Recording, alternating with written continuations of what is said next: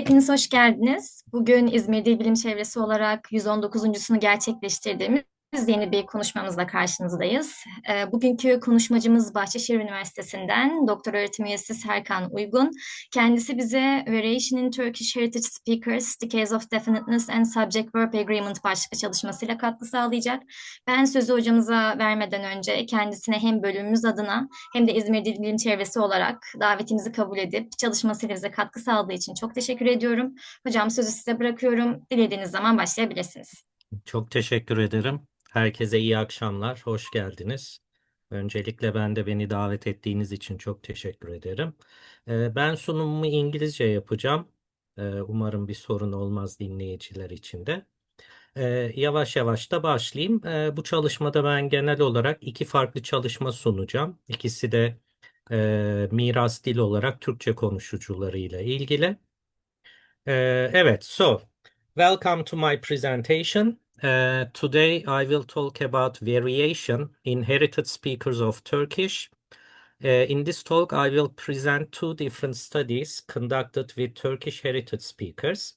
The first one investigates definiteness, and the second study explores the subject-verb agreement in Turkish. And in both studies, I will try to show you how heritage speakers differ from non-heritage control speakers.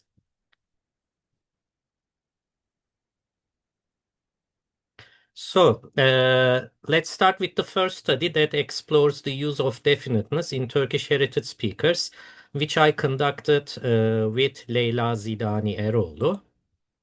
So, first I will make a short introduction to interface hypothesis. Then I will introduce definiteness in general and talk about the previous studies conducted with heritage speakers. This will follow information about definiteness in Turkish and the previous studies with Turkish heritage speakers. I will describe the study and report the results of the acceptability judgment experiment. And then I will discuss the results and finish my talk with the conclusion points. So the interface hypothesis posits that narrow syntactic properties are completely acquirable in a second language, even though they may exhibit significant developmental delays, whereas the interface properties involving syntax and another cognitive domain, such as discourse and pragmatics, may not be fully acquirable. As a result, external interfaces are predicted to be more difficult to acquire because they integrate information from different domains of the language, including language internal as well as language external domains.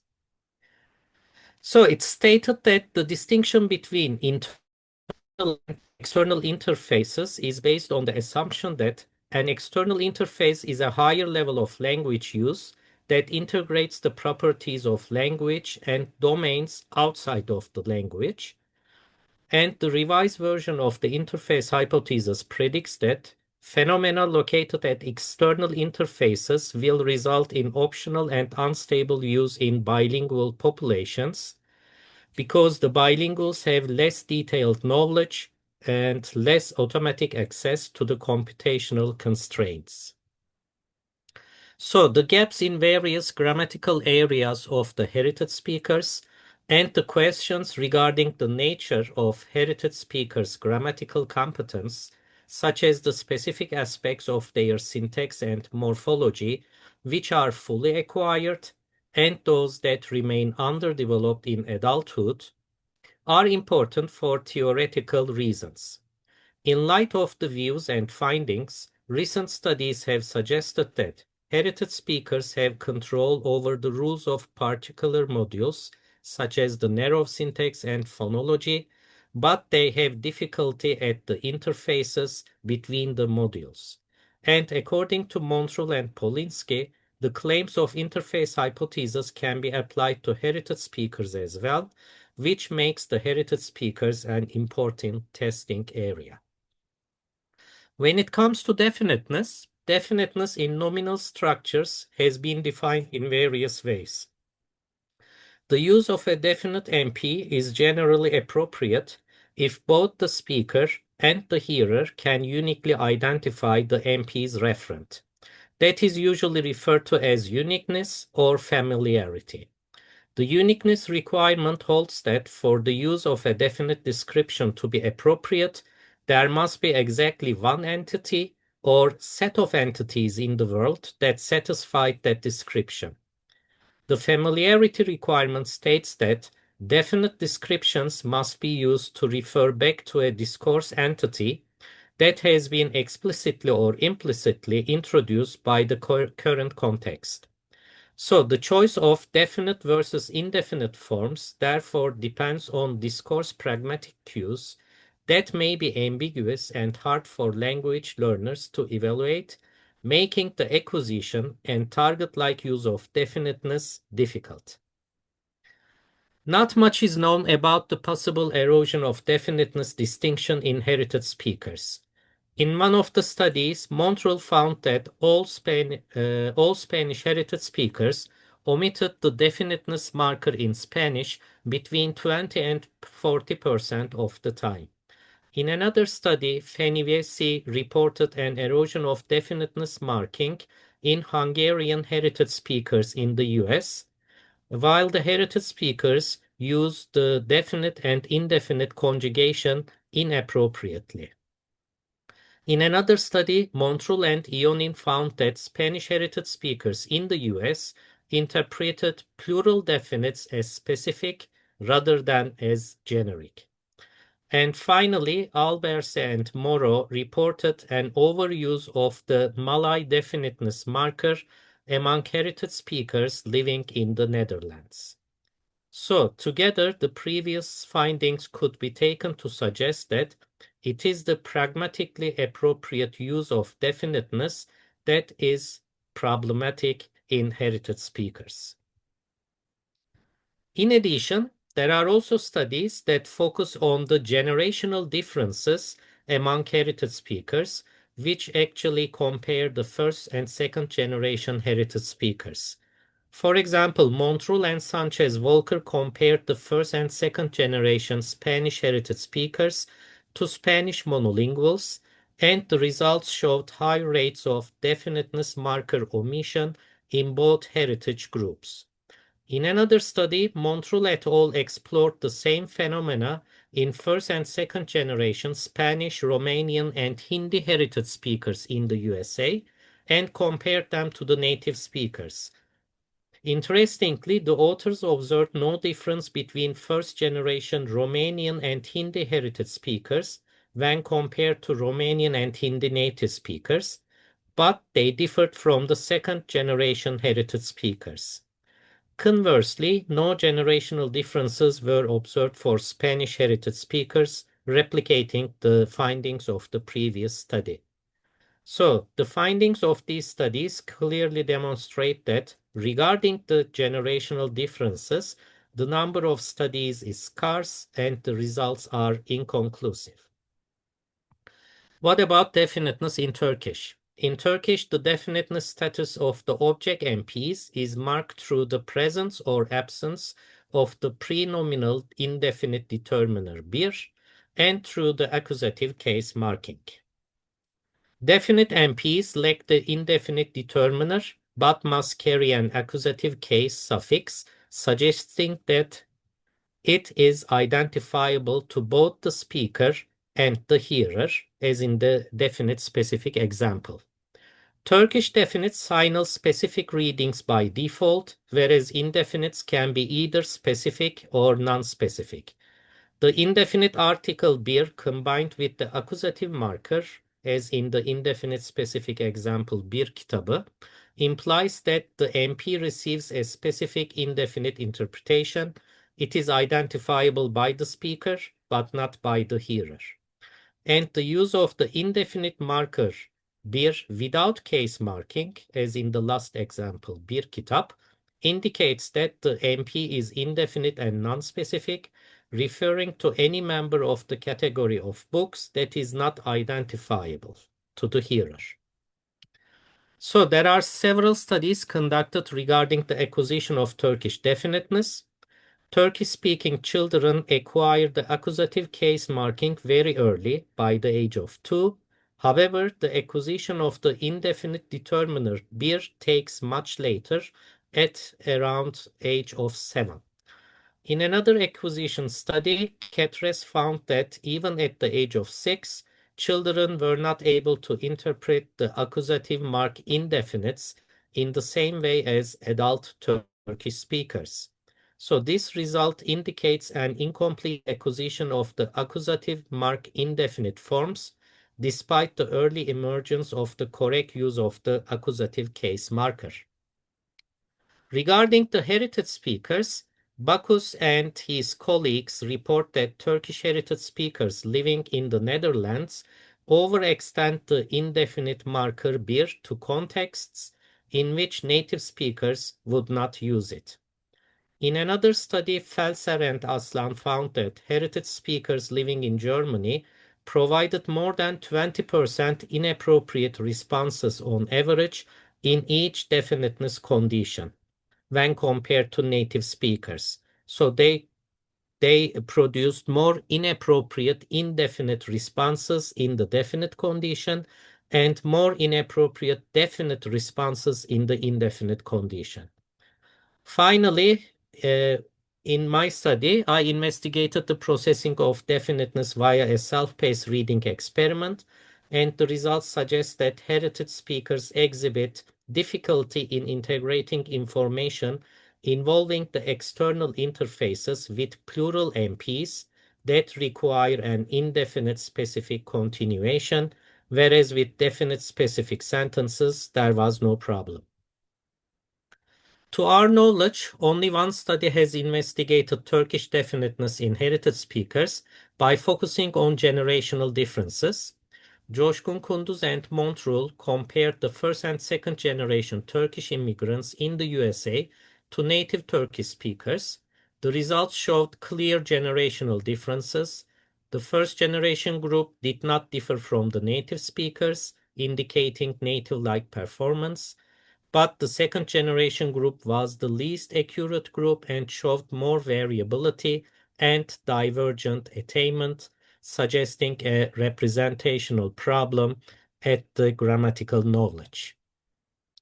So previous studies with heritage speakers have shown that because the choice of definite versus indefinite forms depends on discourse pragmatic cues, the target-like use of definiteness markers are difficult for Turkish heritage speakers. The aim of the present study is to investigate if a phenomenon engaging external interfaces such as morphosyntax and discourse pragmatics pose difficulty to heritage speakers in comparison to native Turkish speakers when they have to judge the grammatical correctness of sentences. More specifically, we want to explore whether the manipulation of the bareness and grammatical number of the MP in the context sentence affects the way the participants judge the definiteness of the experimental sentences. We also want to describe how first and second generation heritage speakers are affected by the morphosyntax and discourse pragmatic interfaces and whether any generational differences exist between the groups. Therefore, we sought to investigate the following research questions. Is there a difference among Turkish native speakers and first and second generation heritage speakers in their grammaticality judgment ratings? And if this is the case, how do bareness and grammatical number of the MP in the context sentence influence the grammaticality judgment ratings regarding different definiteness structures? So, we tested 49 non-heritage monolinguals in Istanbul, all spoke the standard dialect of Turkish, and the heritage group involved 35 participants who had acquired Turkish from birth. They spoke both Turkish and English daily and were recruited from the large Turkish community in the USA. 2 participants from the heritage group were excluded, one due to high error rates and one due to low Turkish proficiency. So the data from the remaining 49 monolinguals and 32 heritage speakers were analyzed. The heritage data were divided into 2 groups to be able to investigate the generational differences. The groups were formed based on the participants' age of arrival to the USA. Participants who arrived in the USA after age 15 were grouped as the first generation heritage speakers and the rest as the second generation. So, as you can see, the first generation group's age of arrival to the USA was quite late, but they had been living in the USA quite long. The group also had high TELC scores, and the results of their self-ratings of Turkish skills out of 10 points also indicate high proficiency, and their daily use of Turkish is also high. Regarding the second generation group, their age of arrival to the USA is very early compared to the first generation, but they had been living in the USA for quite a long time. Their proficiency, weekly use of Turkish, and self-rating scores are a bit lower than the first generation, but based on the TELC scores, we can say that all heritage speakers had a high level of proficiency in Turkish, and none of them fall below the B2 level according to Common European Framework of Reference. So we manipulated the bareness, grammatical number, and definiteness and created 24 experimental sentence sets in 12 different conditions. All sentences follow the canonical structure of Turkish to avoid any discourse theoretic effects such as focus and topicalization. And we added 48 filler sentences and mixed them with the experimental sentences. So all experimental sentences had a context sentence, and 4 types of context sentences were created. One with a bare plural MP, as in context sentence 1, kitaplar. One with a non-bare plural MP, number 2, 5 kitap. One with a bare singular MP, number 3, kitap. And one with a non-bare singular MP, number 4, 1 kitap. So MP is not preceded by a numeric determiner or modifying expressions regardless of affixation were treated as bare, and all MPs in the context sentences were inanimate. The continuation of the context sentence contained either a definite specific, an indefinite non-specific, or an indefinite specific MP.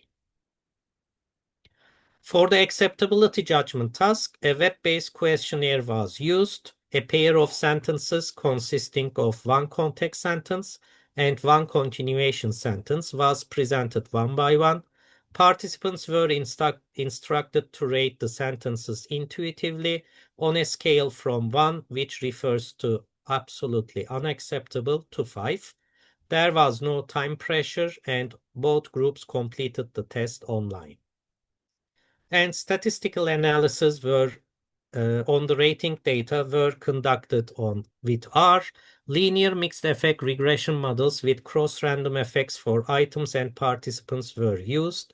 The model included the participant level variable group and the item level variables bareness, grammatical number, and definiteness as fixed effects together with random slopes for item and participants. So the results of the omnibus analysis revealed several significant main effects. The main effect of bareness indicates that sentences with bare MPs received higher ratings. In addition, the main effect of grammatical number reflects that sentences with plural MPs were rated more favorably. The main effect of definiteness was also found to be significant. The definite specific sentences received significantly higher ratings than both the indefinite non-specific and indefinite specific sentences. However, interestingly, no main effect of group was found. But regarding the interactions, our main focus was on interactions, actually, which included the factor group. So we re-leveled the data for definite specific because we had 3 different definiteness conditions, sub-levels, let's say. Therefore, we need to do the re-leveling. When we re-leveled the definiteness for definite specific condition, we obtained several interactions with the factor group. First of all, we obtained a significant three-way interaction of bareness, grammatical number, and group between the monolinguals and second generation group. Let me briefly explain what we did for these significant interactions. And in the next interactions, I will keep it short. To resolve the interaction, we ran analysis separately on the groups. So when the results of the monolinguals are taken into consideration, we find a significant main effect of bareness, a significant main effect of grammatical number, and a significant interaction of bareness and grammatical number for the monolingual speakers. So bareness, grammatical number, and their interaction affected the ratings of the monolinguals. However, neither of the main effects nor the interaction turn out to be significant for the second generation group. We also obtain another significant interaction, grammatical number, definiteness between definite specific and indefinite non-specific, and the group between the two heritage speakers. Again, we found a significant main effect of grammatical number, definiteness, and their interaction for the first generation heritage speakers, but these factors did not affect the ratings of the second generation group. And a similar three-way interaction between the heritage groups, first and second generation groups, was also observed for grammatical number and definiteness between definite specific and indefinite specific. So the grammatical number and grammatical number definiteness interaction were crucial for first generation heritage speakers, but not for the second generation. Finally, there was a significant four-way interaction of bareness, grammatical number, definiteness, and group between monolinguals and second-generation heritage speakers. Again, for the monolingual group, bareness, grammatical number, definiteness, and bareness, grammatical number, definiteness interaction were significant, but none of these main effects nor the interaction was significant for the second-generation group. When we re-leveled the definiteness for the indefinite non-specific condition, again, we obtained several interactions with the factor group. The first one is bareness, grammatical number, and group between the heritage speakers. Here, interestingly, we found the main effect of grammatical number and the interaction of bareness and grammatical number turn out to be significant for the first generation group. But for the second generation group, the main effect of bareness was crucial. And we also obtained a significant three-way interaction of bareness, definiteness between indefinite non-specific and definite indefinite specific, and group again between the heritage speakers. So for the second generation, the main effect of bareness and bareness definiteness interaction was crucial, but this was not important for the first generation. And the same three-way interaction was also found between monolinguals and second generation heritage speakers. Again, the monolinguals were not affected by the main effects nor the interactions.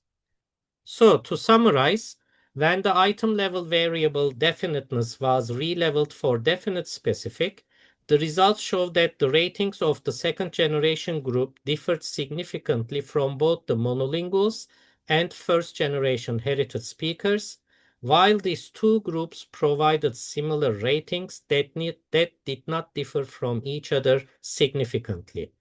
The ratings of the monolinguals and first-generation heritage speakers were influenced by the manipulations of bareness, grammatical number, definiteness, and their interactions, whereas none of these factors nor interactions played a crucial role in the ratings of the second-generation heritage speakers.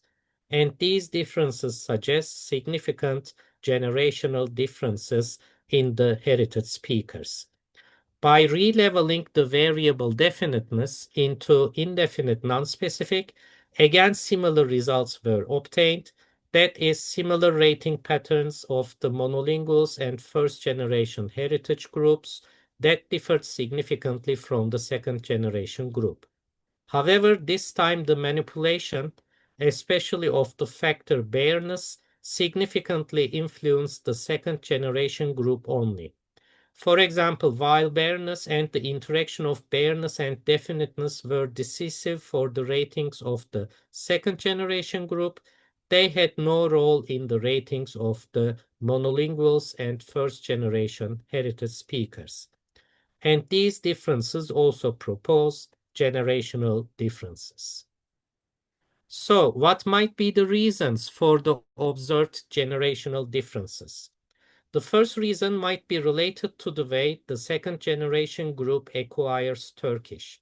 Recall that the heritage speakers in the second generation group had a very early age of arrival to the USA, and they had been living in the USA for quite a long time. However, heritage speakers in the first generation group arrived in the USA after age 15. This shows that the first generation group fully mastered the correct usage of bir and the accusative marker indefiniteness before they moved to the USA. However, the second generation group did not have the opportunity of fully mastering bir and the accusative marker indefiniteness as a result of their early contact with the majority language, English. The second reason for the observed generational differences might be related to the quantity and quality of input. The quantity of input refers to more exposure to the heritage language, which in turn leads to more balanced bilingualism and better knowledge in the heritage language. If a grammatical structure is rare and not reinforced via schooling or frequency, that structure cannot be fully acquired by heritage speakers. The quality of input mainly describes that the input in the heritage language is circumscribed to a small set of speakers with specific topics common to this group. It's a known fact that heritage speakers receive inputs that differ in quantity and quality when compared to their monolingual peers. Also, recent research has shown that the quantity and quality of input play an important role in acquiring structures that involve interfaces. The quantity and quality of input seem to be a primary cause for the observed generational differences in the present study. While the first generation group received a high quantity and quality of Turkish input, not only from their families, but also from the schools they attended in Turkey, the second generation group did not have the opportunity to receive the same type of input, resulting in divergences in the integration of external interfaces. So the results indicate clear generational differences between the heritage speakers, that is, native-like ratings in the first generation group, but a completely different pattern in the second generation group. Because the second generation group has not completely acquired Turkish and has not received a high quantity and quality of input, they face difficulties with phenomena that impose relatively high cognitive demands, such as integrating morphosyntax and discourse pragmatics. And when they are confronted with this difficulty, they could face a pressure to restructure the grammar of their heritage language. And this restructuring turns their heritage language into a less ambiguous, more regular, and less structured way.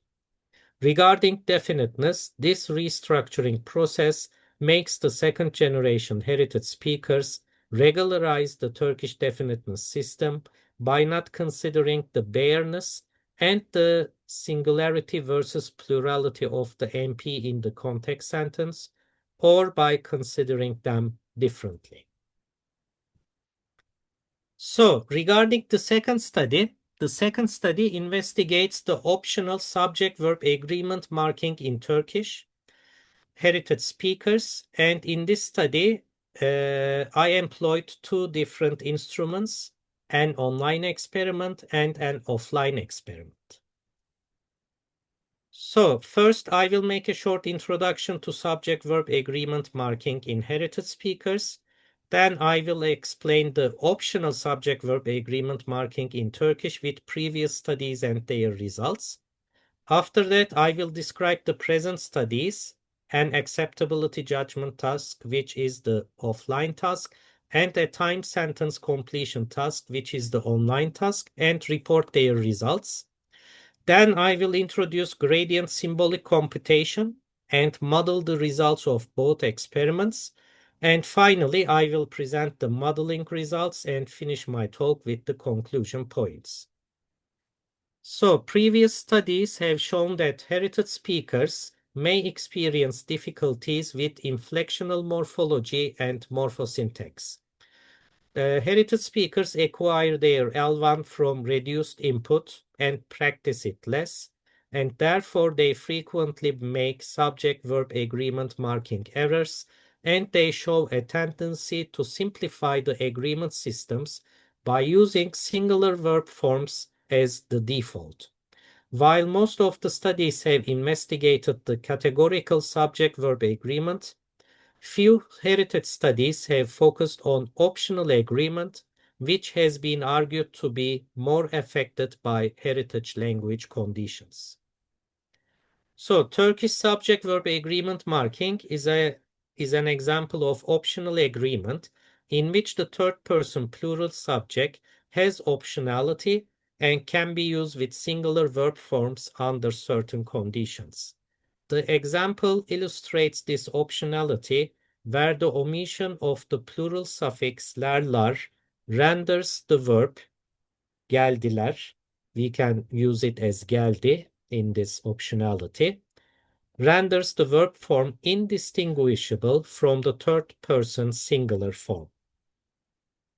So, previous research with Turkish monolinguals has shown that for sentences with third-person plural subjects, the acceptability of a plural marker on the verb is affected by semantic and pragmatic factors such as the subject's degree of animacy.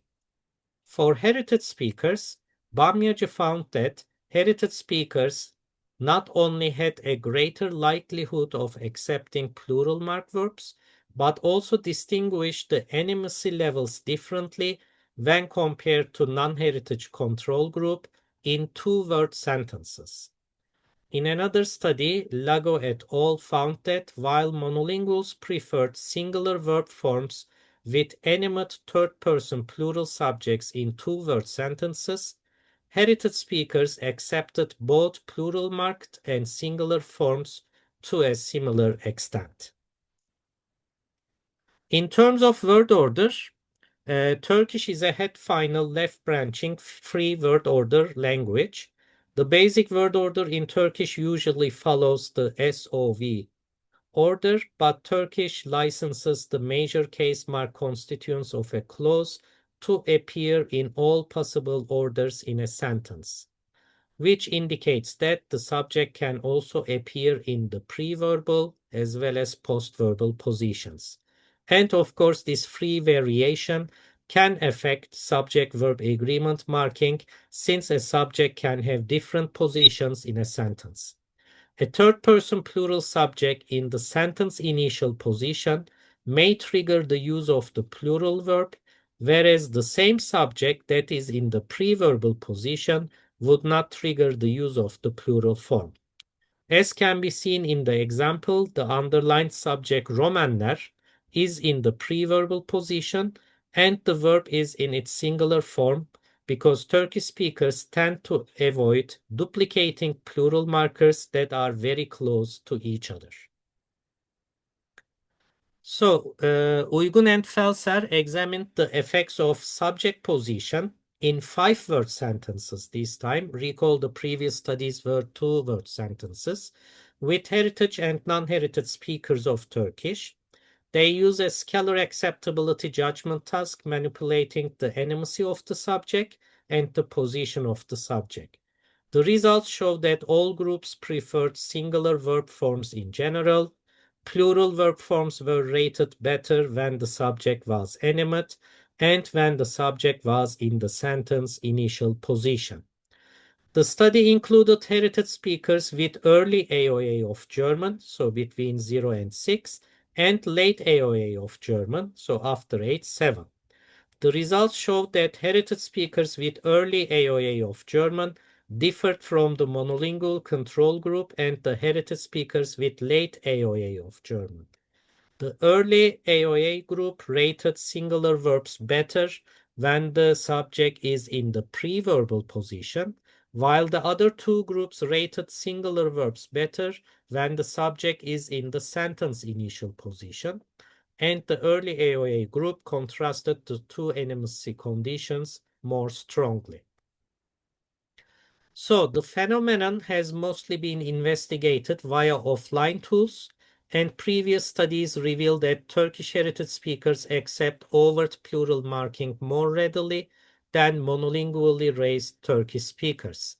The present study investigates to what extent heritage speakers living in Germany are sensitive to grammatical, surface level, and semantic constraints in optional plural marking by using the same experimental stimuli in an acceptability judgment task, which is our online experiment, and a timed sentence completion task, which is the online tool.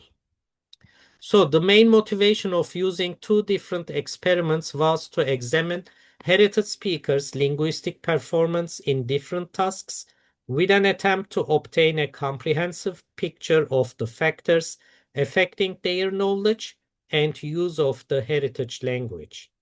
And by applying gradient symbolic computation, the aim is to identify the relative weighting of different kinds of constraint on the optional subject-verb agreement marking and how these weightings may differ between groups and tasks. So in the acceptability judgment task, 48 monolingually raised Turkish speakers and 60 heritage speakers were tested. 2 participants from the heritage group were excluded, 1 due to low proficiency, 1 due to high error rates. So the data from the remaining 58 heritage speakers were analyzed. In the time sentence completion task, we tested 48 monolinguals and 37 heritage speakers. So all monolingually raised Turkish speakers in both experiments were recruited and tested in Istanbul. All heritage speakers had acquired Turkish from birth. They spoke both Turkish and German daily and were recruited from the large Turkish community in Berlin and Potsdam. Recall that the heritage speakers in both experiments are like the second generation heritage speakers of the first study because they had a very early AOA, age of acquisition of German. And as you can see, their age of acquisition of German is very early. They have high Turkish proficiency. They use Turkish actively, and they have high self-rating scores regarding their 4 skills in Turkish. So by manipulating the subject position, the subject animacy, and the verb form, 24 experimental sentence sets from Uygun and Felser were used in 8 different conditions. By adding 3 more words to these experimental sentence sets, they were made longer so that we can see how the distance affects the agreement marking. All of the sentences consisted of 8 words and the subject was always a third person plural one, and 48 filler items were created and mixed with the experimental items. So here you can see an example set of the materials with animate subjects and plural mark verbs. The subject is written in bold and underlined so that you can easily follow its position in the sentences. Subject first sentences followed the SOV order, yet scrambled sentences had the OSV order. Here you can see the same example set with the singular verb form, again animate subject. And here the same sentence sets by replacing the animate subjects with inanimate subjects and the plural verb form. And here inanimate subjects with the singular verb form. So, for the acceptability judgment task, a web-based questionnaire was used. Sentences were presented one by one. Participants were instructed to rate the sentences intuitively on a scale from 1. This is the German system. 1 refers to absolutely acceptable and 5 means unacceptable. There was no time pressure and both groups completed the test online. For the time sentence completion task, the experiment was run on the web-based experiment platform Ibex Farm. Participants were asked to complete the sentence fragments by choosing an appropriate verb form, either the plural or the singular form. Sentence fragments were presented one word at a time in the center of the screen with a presentation rate of 600 milliseconds per word. After the presentation of each sentence fragment, participants saw the question, which of the verb form below completes the sentence in the best way, and participants provided their response by pressing either the F key for the plural marked verb or the J key for the unmarked verbs, the singular form, and both their verb choices and response times were recorded. The monolingual group was sent a web link for the experiment and completed it remotely on their personal computers, while heritage speakers were tested face-to-face in a quiet lab room. The data analysis only includes descriptive statistics based on the percentage scores, and in order to calculate the percentage of plural responses in both tasks, several arrangements were carried out. For the acceptability judgment task, it was necessary to transform the original scalar judgment into binary preference. Therefore, the mid-scale ratings of 3 were discarded since they indicate indeterminate judgments. Transformation was based on the remaining ratings. So ratings 1 and 2 indicate acceptance, and 4 and 5 indicate rejection. For the time sentence completion task, verb responses were coded with 2 possible options, 1 for plural and 0 for the singular verb form. So, the table presents the plural response percentages of both experiments for the monolinguals. In both experiments, the monolingual group displays a parallel performance. They have a clear preference for unmarked verbs in all conditions, both in the acceptability judgment and time sentence completion task, because all numbers are below 50%. In sentences with animate subjects, an increase in accepting plural responses is observed in the time sentence completion task, but a decrease is observed in sentences with inanimate subjects. And regarding the heritage speakers, they also display a parallel performance because they show a clear preference for plural marked verbs, especially in the time sentence completion task. But this preference is not so strong in the acceptability judgment task, especially in scrambled sentences. But in all conditions, an increase in accepting plural responses is observed in the timed sentence completion task. So, in both experiments, the groups display a parallel performance but with some differences. The monolingual group displays clear optionality in the subject-first animate condition in both tasks, a less degree of optionality when the animate subject is adjacent to the verb, as you can see in the scrambled animate condition. For inanimate subjects, the monolinguals show a clear preference for rejecting the plural marking on the verb, and these results are in line with the previous monolingual studies.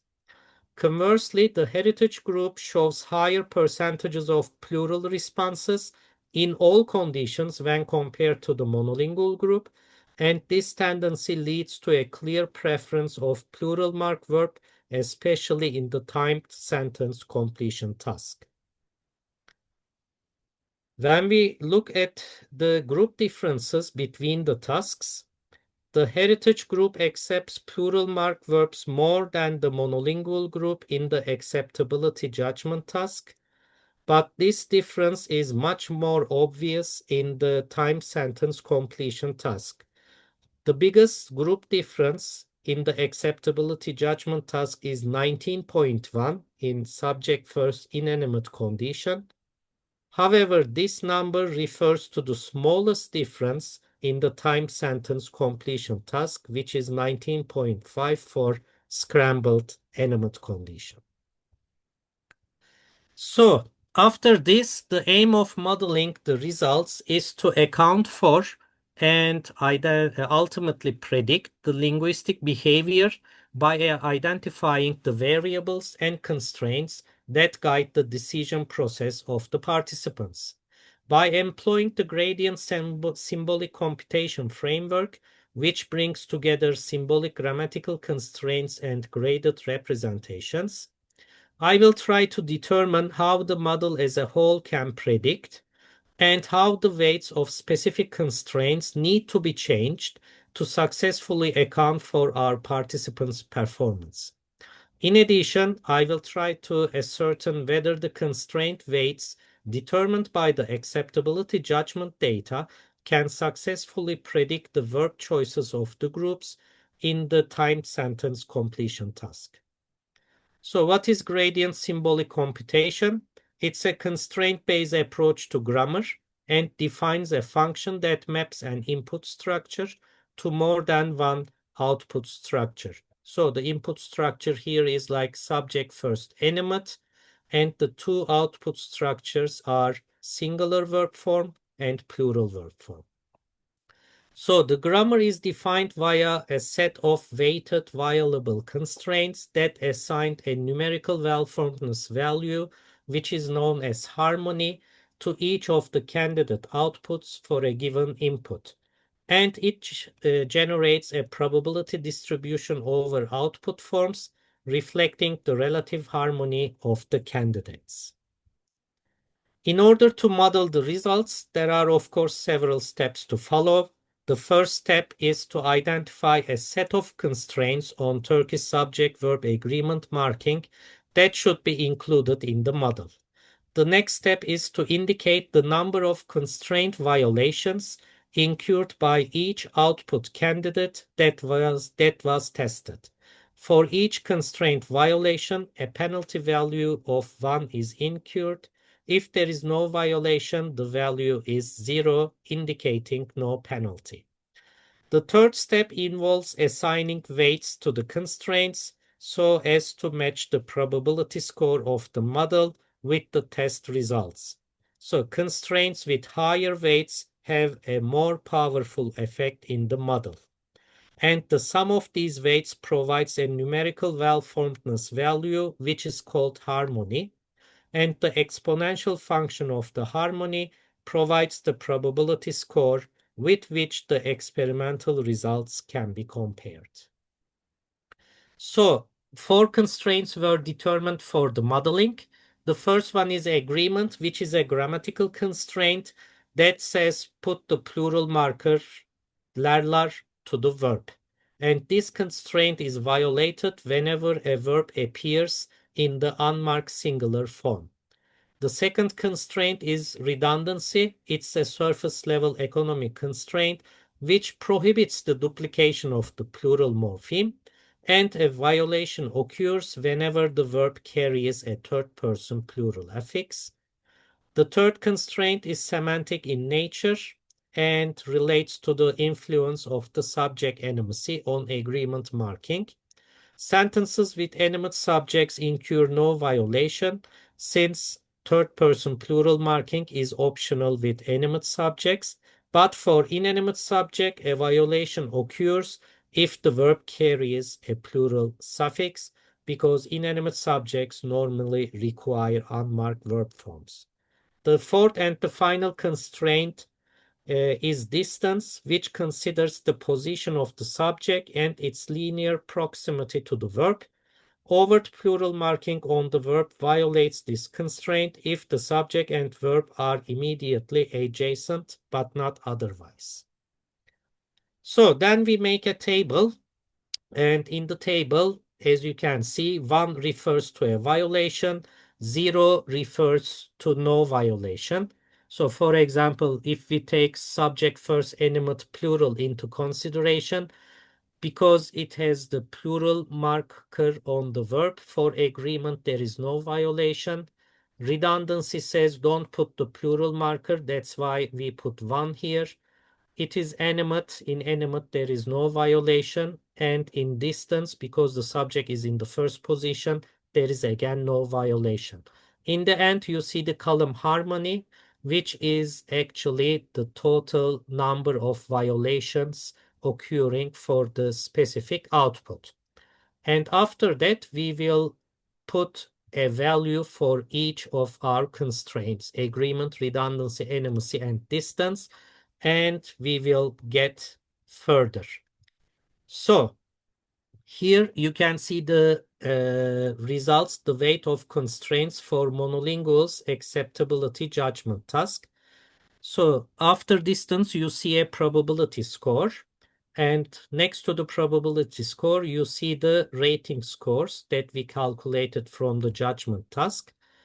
Sometimes we were able to perfectly match them. In some conditions, they were not perfectly matched, but this is the way it works.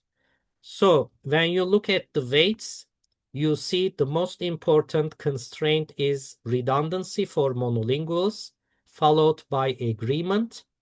Animacy and distance are the least important ones, and they have the same amount. When it comes for heritage speakers in the judgment task, we see a difference because for heritage speakers, agreement is the most important constraint, followed by redundancy, and again, animacy and distance are the least important ones. We applied the same steps for the time sentence completion task and obtained the following results. For monolinguals, the most important constraints were agreement and redundancy, which had the same value, followed by animacy and distance. For heritage speakers, we see a linear importance level: agreement, redundancy, animacy, and distance. So a comparison of both tasks also reveals several differences between the groups. For the monolinguals, an increase was observed in the weight of the three constraints, while decrease was observed only for redundancy, which was the most powerful one. For heritage speakers, a decrease was observed for the two most powerful constraints, but an increase was observed only for the two least powerful constraints. So in general, the acceptability judgment data indicates that heritage speakers rated plural mark verbs less favorably than singular verbs overall. This shows that heritage speakers are aware that present-day Turkish has a preference for unmarked forms. On the other hand, the results of the time sentence completion task indicate a resistance to irregularity in heritage speakers, and this resistance is a subconscious tendency. This tendency is implicit and it is not a reflection of conscious reasoning or metalinguistic knowledge, and these trends are easier to be detected in timed experiments than in untimed offline experiments.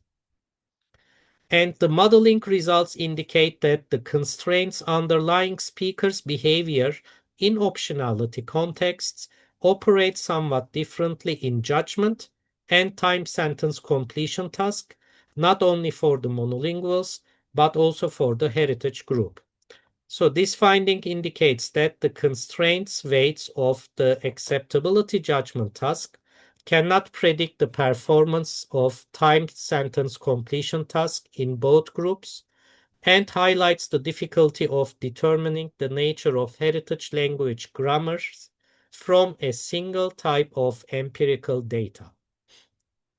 So these findings demonstrate that the usefulness of using multiple measures, including timed measures that are more likely to tap into implicit knowledge, for assessing and comparing monolingual and heritage speakers' linguistic behavior and obtaining a comprehensive picture of the factors affecting heritage speakers' knowledge and use of their heritage language. These results suggest that certain properties of heritage language grammars, such as resistance to irregularity, may become more visible in data obtained from tasks that tap into more implicit or automatic processes. Therefore, theories of bilingualism and heritage language should be based on data from a variety of sources, including timed or online measures. As indicated by Bayram and his colleagues, online methods provide a path to test whether or not heritage speakers process their heritage language qualitatively differently from monolinguals, and they can help us better understand and describe the coherent nature of their underlying grammars. Since online methods require less explicit knowledge, they are more successful in revealing the underlying nature of heritage speakers' grammars. Therefore, they might be the most appropriate tool for studying the knowledge of heritage speakers. At least the combination of online methods in complement to offline ones offers a very promising and powerful battery to test heritage speakers' competence. Thank you for your attention. Çok teşekkür ederiz hocam sunumunuz için. Emeğinize sağlık. İki çalışma da gayet hem açıklayıcı hem bilgilendirici bir yönü olan çalışma ikisi de ve hem de deneysel yönü olması açısından bence gayet çalıştığınız konuya somut veriler sunmuş. Tekrar emeğinize sağlık. Teşekkür Ben ederim. şimdi bir soru cevap kısmına geçmek istiyorum sizin de izninizle. Katılımcılarımızdan soru sormak isteyen varsa el kaldırma butonunu kullanabilirler ya da chat kısmından sorularını yazarak da katkıları sunabilirler.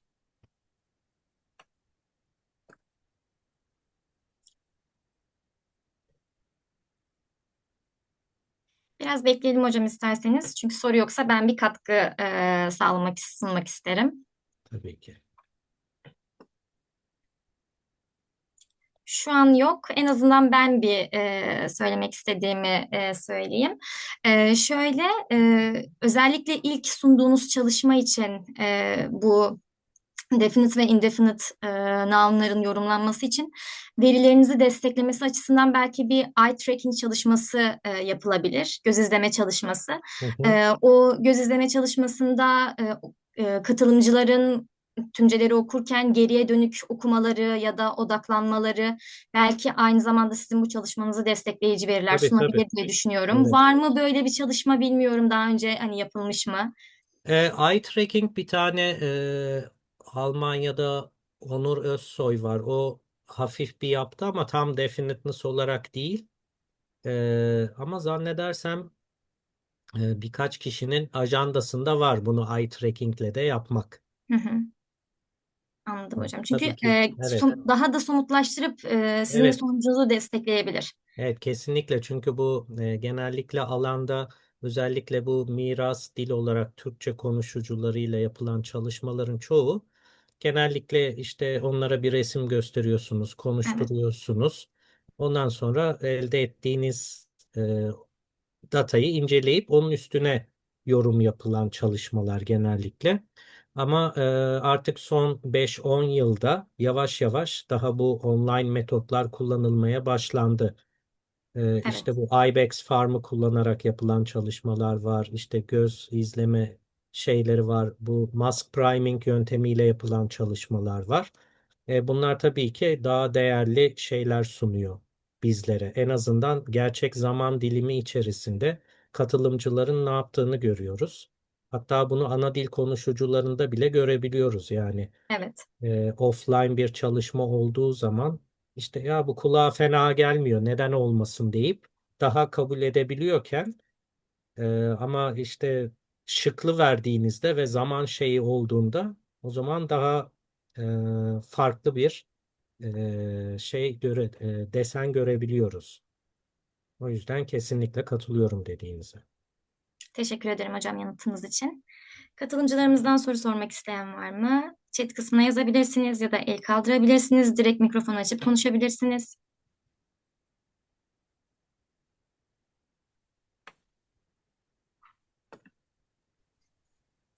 Gördüğüm kadarıyla yok hocam. Teşekkür ederiz o zaman size tekrar.